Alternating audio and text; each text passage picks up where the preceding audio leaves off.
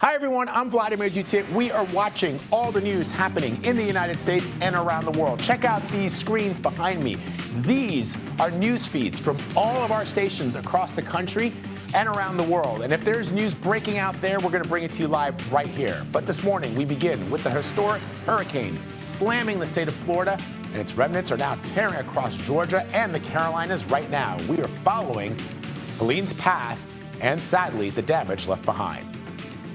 Israeli Prime Minister Benjamin Netanyahu takes the global stage at the United Nations amid international pressure to defuse tensions in the Middle East and reach a ceasefire with Hezbollah. Plus, the campaigns turn their attention to the southern border. What we know about the immigration policies Vice President Kamala Harris is expected to roll out in Arizona as former President Trump blames her for what he calls the failures of the Biden administration. This is CBS News 24/7.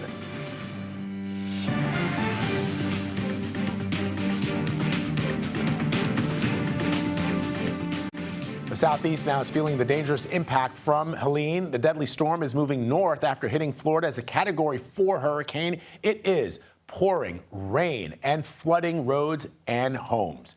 New video shows some of the damage. Check this out. This is devastating. More than 1 million people remain without power. Outages spanned throughout the state of Florida and into the Carolinas. CBS News national correspondent Tom Hansen is tracking developments in Tallahassee, Florida, where they did not experience a direct hit, Tom, but the damage was still pretty extensive. What have you seen? Yeah, hey there, Vlad. Well, excuse me for a second. I was just talking to our partners at the Weather Channel. They're also here in the area. What we're seeing right now is damage like this. Look at this massive tree that fell onto this apartment complex. And then look at the tree line. You can see that this tree is easily 60 to 70 feet tall. Now, one thing that is interesting about this storm, and fortunate for the people of Tallahassee, is the fact that we were talking about 140-mile-an-hour winds, 130-mile-an-hour winds. This was a massive storm, a powerful one, and this is one of the few examples of this kind of damage. You know, you just imagine how much worse it could have been had the gusts that come through Tallahassee been greater than 70 miles an hour. So I want to take us over here for a second because there's also something else I want to point out to you guys.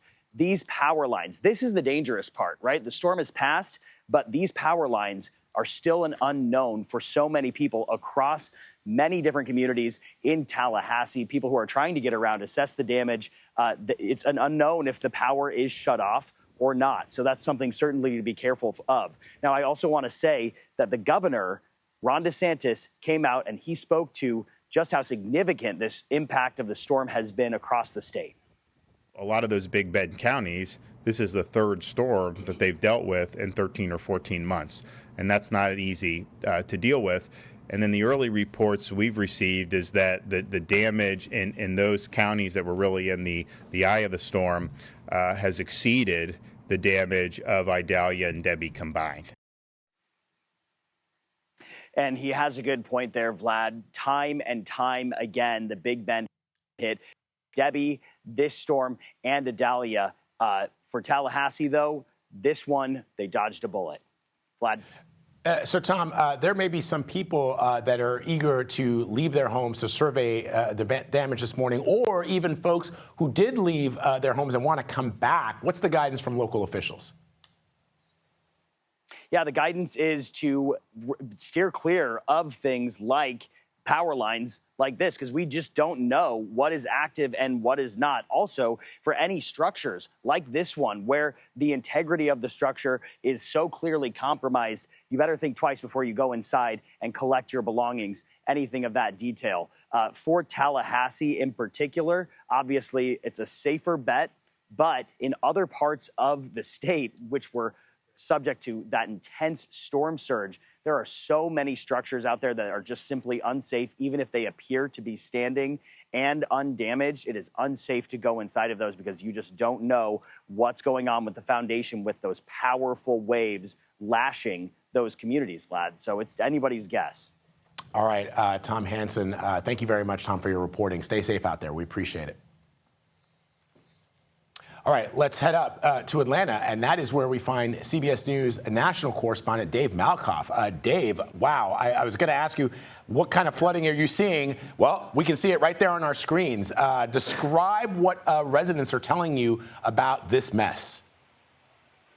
This is really weird for having a tropical storm pushing through Atlanta, isn't it, Vlad? I mean, we are 3.5 miles from my house, but we are 274 miles from where Helene made landfall as a hurricane, keeping its tropical storm status all the way up here, possibly even having hurricane force gusts in Atlanta. But this all happened because of the rainfall, the power-packed rainfall that came down from this storm. It overflowed a creek over here.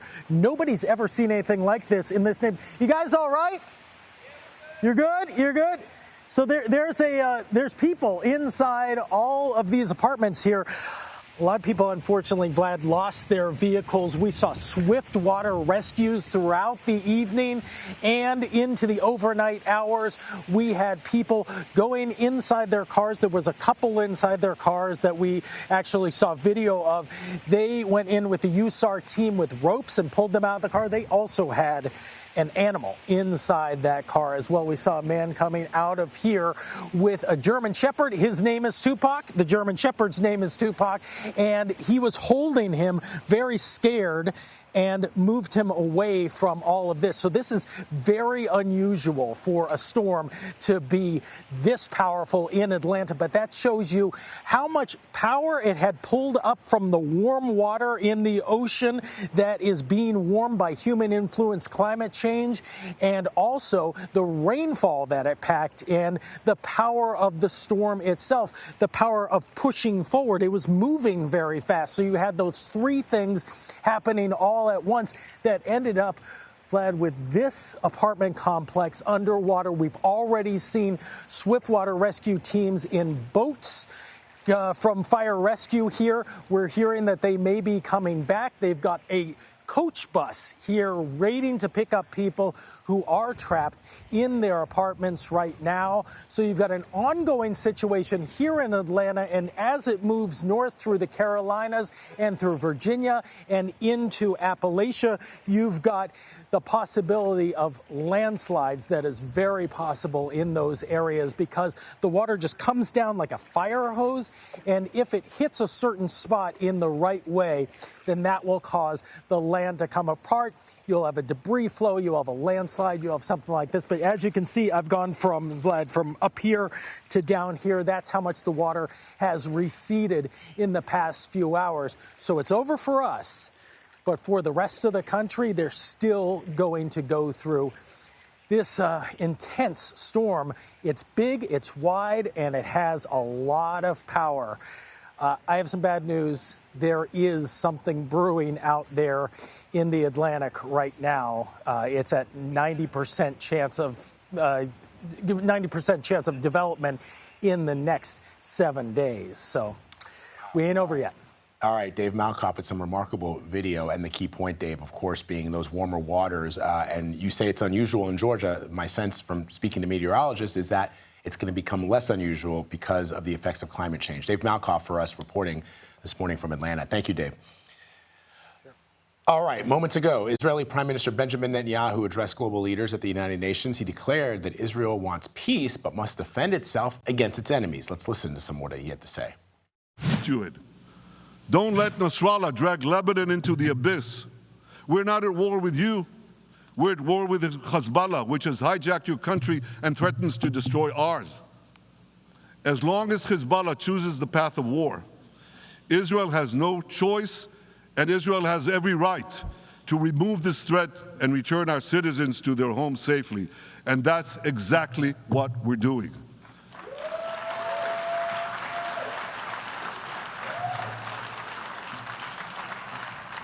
Just this week, the IDF destroyed large percentages of Hezbollah's rockets, which it built with Iran's funding for 3 decades. We took out senior military commanders who not only shed Israeli blood, but American and French blood as well. And then we took out their replacements, and then the replacements of their replacements. And we'll continue degrading Hezbollah until all our objectives are made.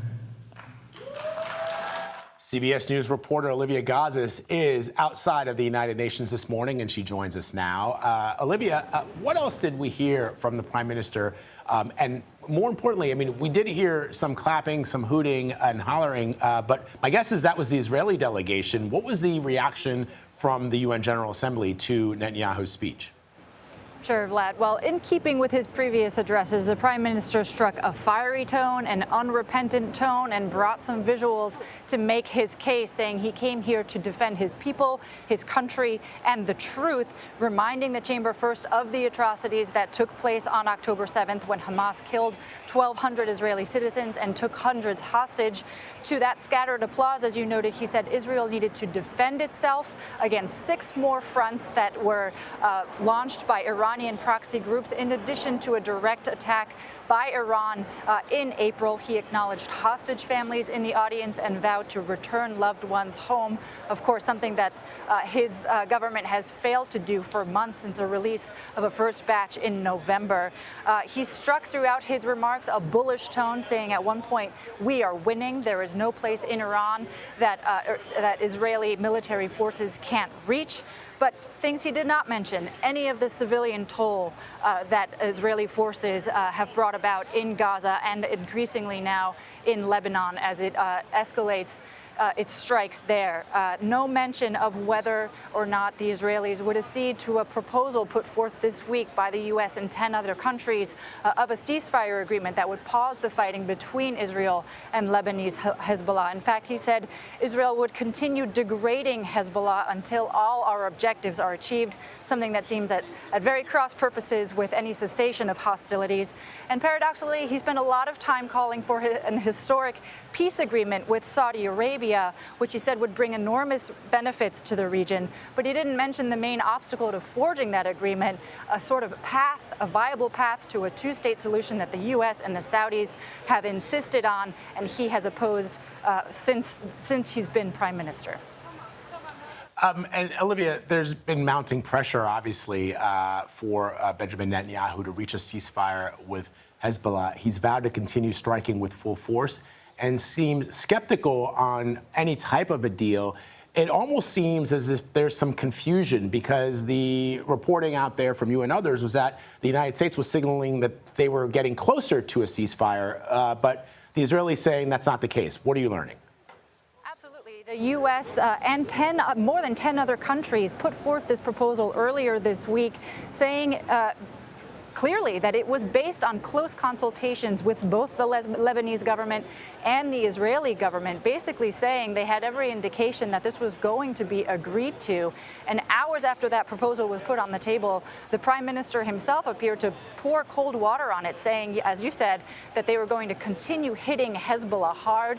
It wasn't until late last night that his office put out a paper statement saying that, in fact, the Israeli government shares the goals that the U.S. is trying to achieve in putting forth this proposal, appreciates the efforts that the U.S. is making and others in trying to broker a diplomatic agreement, but making no commitment whatsoever to actually entertaining one. And as you heard in his remarks today, doubling down on insisting that he's going to go after Hezbollah until its capabilities have been degraded. All right, Olivia, thank you very much. All right, Ukrainian President Volodymyr Zelenskyy just entered Trump Tower in New York. He is speaking alongside, of course, former President Donald Trump, and the two leaders then met behind closed doors. Let's pause for that shot. The president with us, and he's been through a lot. He's been through a tremendous amount, like probably nobody else, almost nobody else in history, if you really get right down to it. And we're going to have a discussion and see what we can come up with, but great honor to have you. Thank you so much. Thank you very much. Thank you so much, Mr. President. Thank you so much for this meeting. Five years passed. Yeah. So we had meeting again here in New York in September, and now there are a lot of challenges in Ukraine, United States, and of course I want to discuss with you. I think where we are together, I think we have common view that the war in Ukraine has to be stopped and Putin can't win, and Ukrainians have to prevail, and I want to discuss with you the details of our plan of victory. My honor. Thank you so much. Thank you very much, everybody. Thank you. Thank you very much. You have a question for the president? Anybody? Why did you decide to meet? I think it's me, or Both of to you. both us. Okay, thank you so much. First of all, it's very important to share all the plan, all our steps, how we can strengthen Ukraine. And of course, we have to decide it now, because after November, we don't know who is, only Americans decide who will be the president. But we understand that till November, we can't stop Putin. We have to do it. We will try on the battlefield with our heroic soldiers, but we understand that after November, we have to decide, and we hope that the strength of the United States will be very strong, and we count on it. That's why I decided to meet with both candidates with all honor to them. Thank you. Mr. President.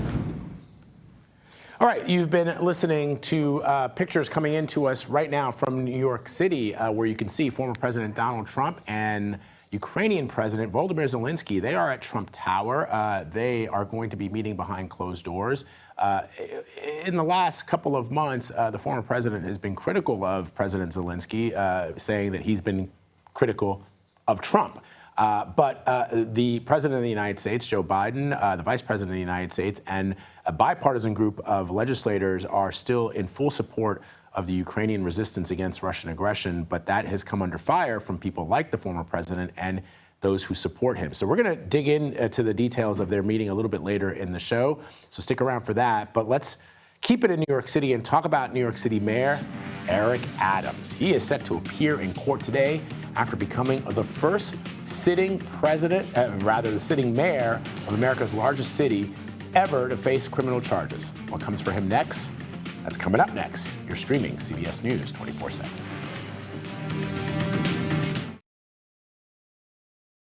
All right, check out these live pictures coming out of Atlanta, Georgia. The water levels remain incredibly high. Look at these images. Our correspondent on the ground, Dave Malkoff, says this is extremely unusual. There have been dozens of emergency services rescues for people stranded in their cars across the city. The storm is now making its way towards the Carolinas. So let's bring in CBS News Philadelphia meteorologist Grant Gilmore. He's got the latest on the storm track. Grant, what can you show us? Vlad, look, we're looking at all these numbers. You're looking at the imagery there coming out of the Atlanta area. The National Weather Service is doing a good job of keeping up with relaying the latest information. I do want to pass along some of the peak wind reports that we've received really a little bit before landfall last night and then through this morning. Perry, Florida, really close to where we had landfall last night. 99 mile per hour winds. You head down to Cedar Key, 84 mile per hour winds. Even places like St. Petersburg picked up some wind gusts there in downtown St. Peter on 82 miles per hour. The rainfall is really the focus right now. You saw Dave looking at the flooded conditions there in Atlanta, even worse conditions in western North Carolina and upstate South Carolina, but some places in Florida picked up over 15 inches of rain. Meanwhile, Salem, South Carolina has seen 11 inches of rain with even more rain on the way. Here's the latest on Helene, a tropical storm, but the wind speeds are not really the issue, though it is odd to see a tropical storm moving into the Appalachian Mountains. Look at all that heavy rainfall moving into portions of western North Carolina, upstate South Carolina, all that fuchsia-colored polygons there. Those are flash flood emergencies. That's a tick up from flash flood warnings where the flash flooding is serious, and there's ongoing water rescues in several places across that part of the country. Watch here. Here's the latest forecast as we watch Helene slowly spin out and merge with an upper-level low-pressure system. By Sunday, maybe a few lingering showers over portions of the Ohio Valley back into the Appalachian Mountains. But between now and probably Saturday morning, tomorrow morning, is when we see the heaviest of the rainfall. A rare high risk for flash flooding continues across parts of western North Carolina, upstate South Carolina today, where some places could pick up an additional nearly half foot of rainfall, with even more rain back into western Tennessee and western Kentucky. Vlad, back to you. All right, Grant, thanks so much, man. We'll talk to you from many places. Yep. Yeah, it doesn't look good. All right, we're going to talk with you just a little bit later in the show, Grant. Thank you very much, man. All right, soon, indicted New York City mayor, that is Eric Adams, will appear in a Manhattan courtroom. He arrived at the courthouse earlier this morning. As you can imagine, there was an enormous media scrum out there. He was arraigned on 5 federal charges, including bribery, conspiracy, and campaign finance violations. Let's bring in Anna Schechter. She is the CBS News senior coordinating producer for crime and public safety and joins me now. So Anna, remind our viewers exactly what he's charged with, not just the charges that I read off, but what is specifically alleged by the federal government.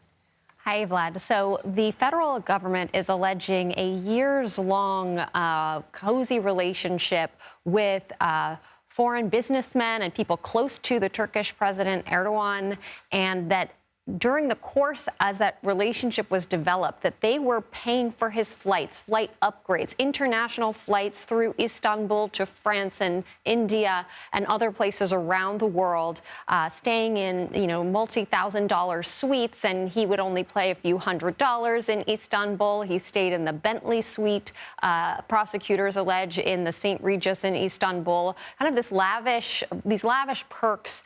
And that what they allege is that they were giving him all these perks and then campaign donations through straw donors, so that's also illegal, in order to curry favor. And once he was elected mayor, they wanted their consulate building, a huge high-rise in New York City, to be ready in time for Erdogan's visit. So there was a time crunch, and they allege that Adams pressured the fire chief to approve the building, even though it had not passed fire inspection. So that's one of the most damning allegations in this indictment. It is a long indictment. There's a long narrative of all the different perks that he got, and even how he used a Manhattan rule of matching, where he was able to take $10 million in funds that was supposed to be public funds. Those were matching other donors for his campaign.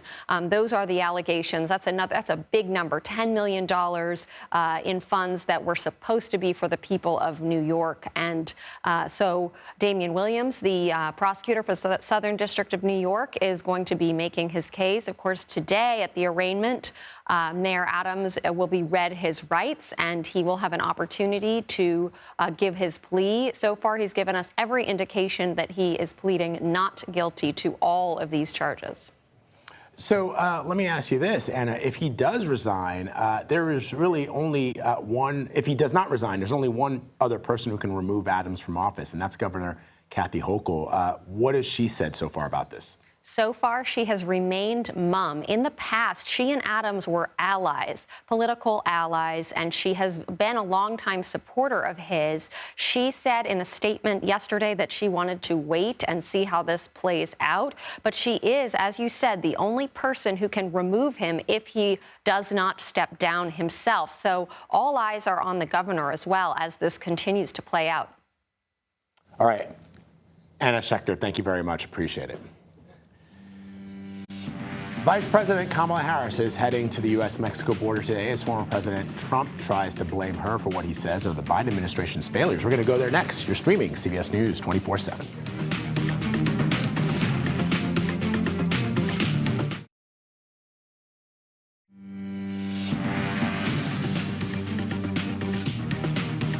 The stories we are following for you this morning. The U.S. Department of Agriculture has announced a nationwide investigation into Boar's Head meat plants. It comes following a deadly outbreak blamed on some of the company's now recalled deli meats to a listeria strain that was traced back to a now shuttered Virginia plant, which is being blamed for at least 59 hospitalizations and tragically 10 deaths.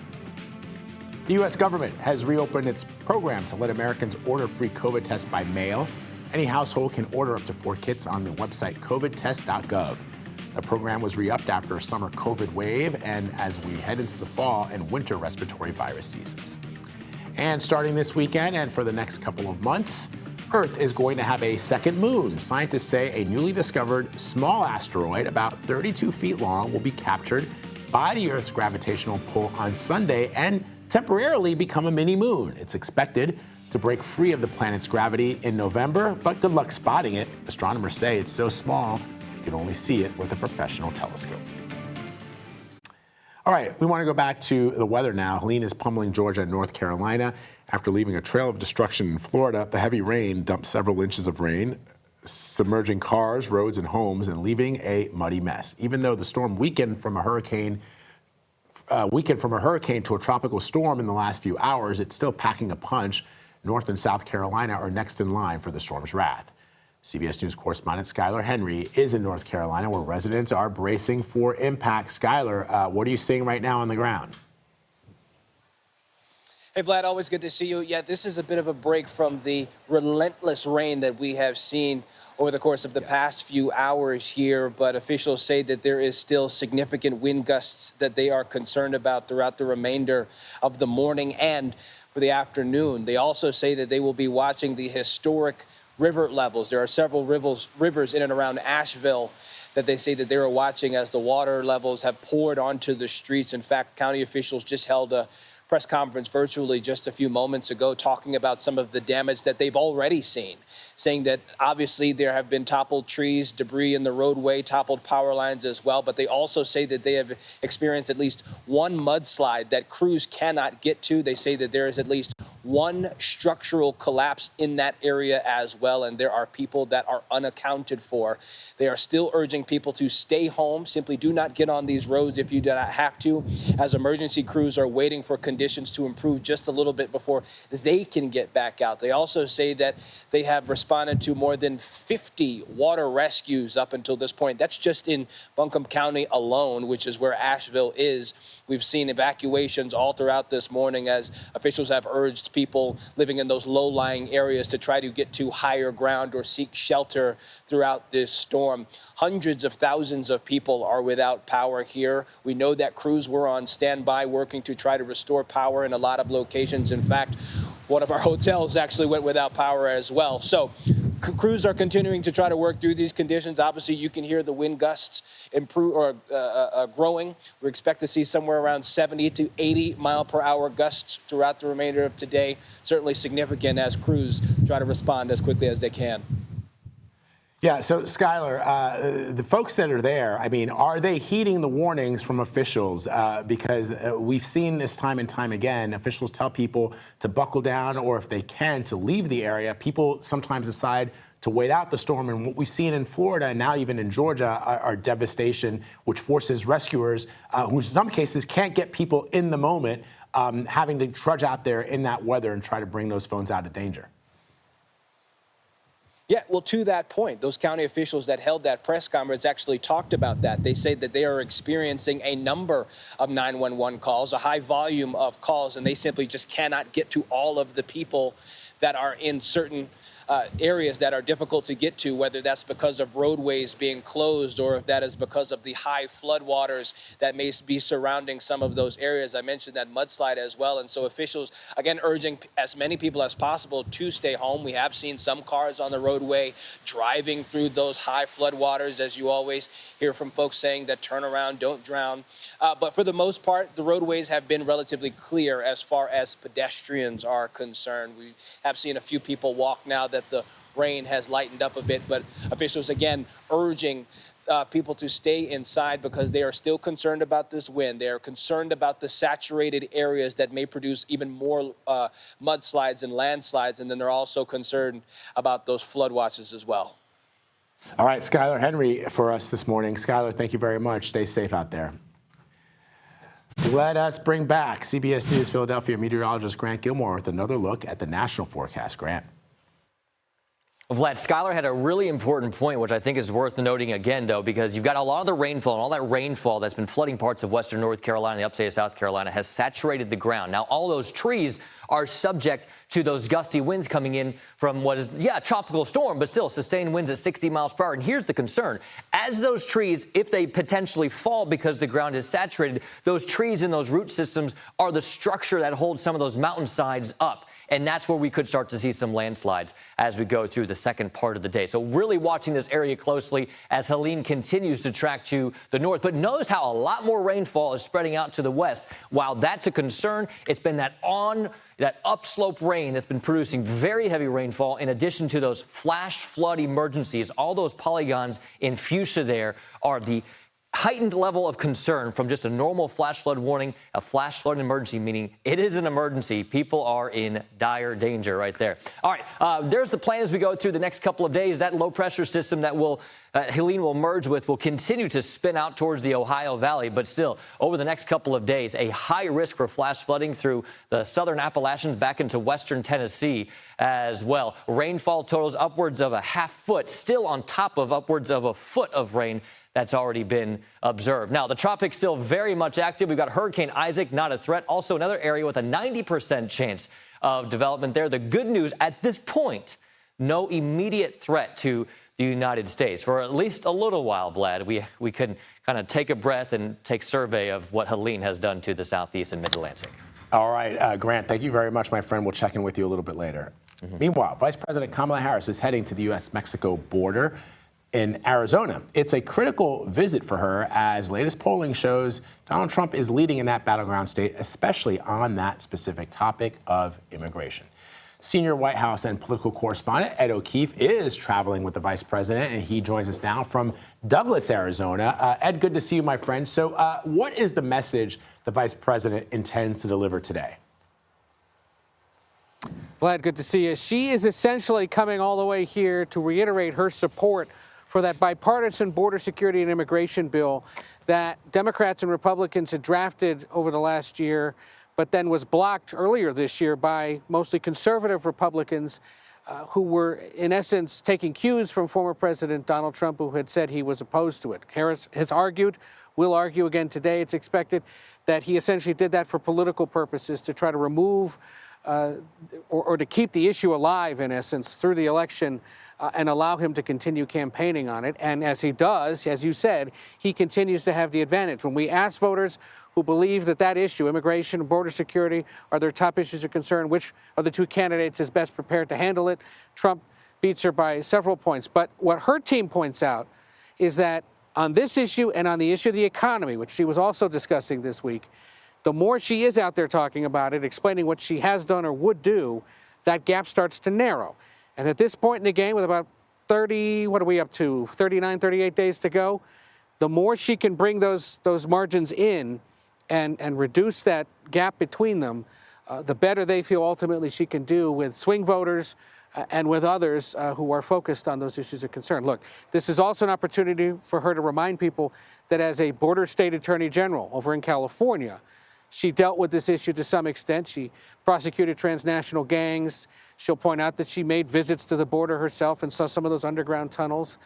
And that reinforces perhaps the belief of many in these parts that politicians only come here so that they can then go around and say that. But, that is the big reason she's doing this. And important to point out, Vlad, she's stopping here before she goes to San Francisco and Los Angeles Saturday and Sunday to raise millions more dollars for her campaign, and then stops in Nevada on Sunday for a campaign event. Right. So, Ed, so that's the reaction to former President Trump's criticism as to why, what he would say, haven't you fixed the border in the 4 years that you and Joe Biden have been in office? She'll say, well, we tried to do that with that bipartisan bill. The other hit that she's received, though, Ed, and I want you to break this down for our audience, is Republicans keep saying, well, she was a border czar. And I don't think it's been clearly defined for people who are wondering exactly what that is. The Republicans say border czar meant that she was going to fix the problem of immigration at the border, but the Biden administration says what? That she wasn't the border czar, that she isn't the border czar. When it comes to border security, that's been handled by the Department of Homeland Security. What she was tasked with doing in early 2021, when there was an ongoing increase in people illegally crossing the border, was to address the root causes of immigration from what we call the Northern Triangle of Central America, Guatemala, El Salvador, Honduras. She traveled to Guatemala, went on to Mexico. You may remember she made that speech in Guatemala where she essentially told would-be migrants, do not come, do not come.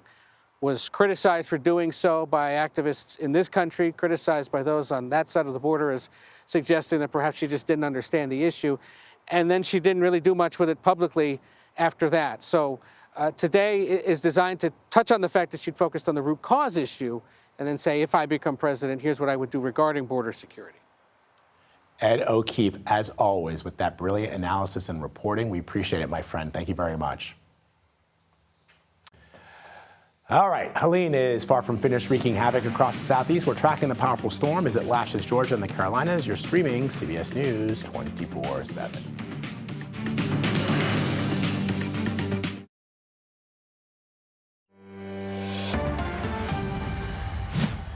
All right, New York City Mayor Eric Adams will be arraigned in just a matter of moments. Let us dip into CBS News' New York coverage, where their senior political reporter, Marsha Kramer, is breaking down what is expected to happen next. Extraordinarily difficult day for New York City. What are you hearing on that front? Well, I'm hearing that, as I agree with you, that it's a difficult day for New York, and it's also a difficult time for Governor Hochul, who has to make a big decision about whether or not to actually invoke her powers to remove Mayor Adams. Sources are telling me that her statement last night was, and I quote, a warning shot to the mayor to get his house in order and prove to her and to the people of New York City that he can actually govern.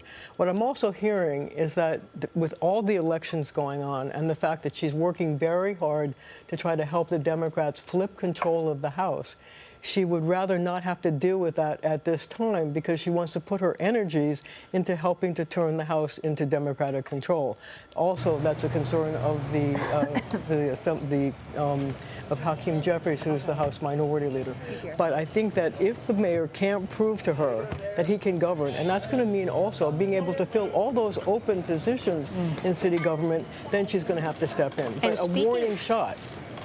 Very important there. And speaking of, we are talking major positions in city government. And the question is, who will take on those jobs knowing that the Mayor Eric Adams administration may be coming to an end? Well, I mean, we're talking about the health commissioner, a really big department. We're talking about finding a permanent commissioner for the police department. We're talking about the corporation counsel, the lawyer who represents not only the mayor, but every city agency, and also the council itself. There's the mayor who's talking. We've been looking at some video. This is not the mayor currently. All right, you have just been watching and are watching our sister network, CBS News New York, as they cover the impending arraignment of New York City Mayor Eric Adams. We're going to keep dipping into the coverage, and we will bring you news, especially if we see live pictures of Mayor Eric Adams. We'll bring that to you live right here on CBS News 24/7. Meanwhile, after some back and forth, former President Donald Trump is finally meeting with Ukrainian President Volodymyr Zelenskyy right here in New York City. Both leaders have been critical of one another, but as Zelenskyy met with lawmakers in Washington pleading for more support for his war-torn country, former President Trump claimed the Ukrainian leader refused to make a deal to end the war. CBS News political correspondent Helene Huey-Burns joins me now to talk more about this. So Caitlin, what are you learning about this meeting? From what we saw earlier, the pictures of the two of them walking together, it seemed pretty cordial. But what do we know about what is potentially happening behind closed doors? Hey, Vlad, great to see you. Well, they're still meeting. And the biggest question is what Trump will take away from Zelensky's pitch, which is that the U.S. needs to continue to be involved and continue to send money and resources to Ukraine. That is not what former President Trump and the Republican Party base, his voters and his running mate, want to do. You know, Vlad, yesterday, Trump held a press conference at Trump Tower. I was there. I asked the former president about Zelensky's criticisms of him, saying that Zelenskyy said of Trump that he doesn't understand how to end this war. And so I asked the former president, what does it take to end this war? He insisted that he would strike a deal with Putin and Zelenskyy. And I asked, well, what does that deal look like? And he said, well, I'm not going to tell you that, but I can make a deal. And I asked, does that include ceding territory? And he wouldn't answer. He was asked that a variety of different ways yesterday. And that's the big question here is, in Trump's view, what does ending the war look like? And if you take some of his past statements that he's said as recently as this week, he's talked about kind of how Ukraine has been decimated, how these towns have been decimated. And of course, that is Putin's fault, but he won't acknowledge that. And what's significant is he seems to be suggesting that just giving up some of these territories that have been already, ravaged by Russia might be part of this plan. Of course, that is not at all what Zelenskyy wants.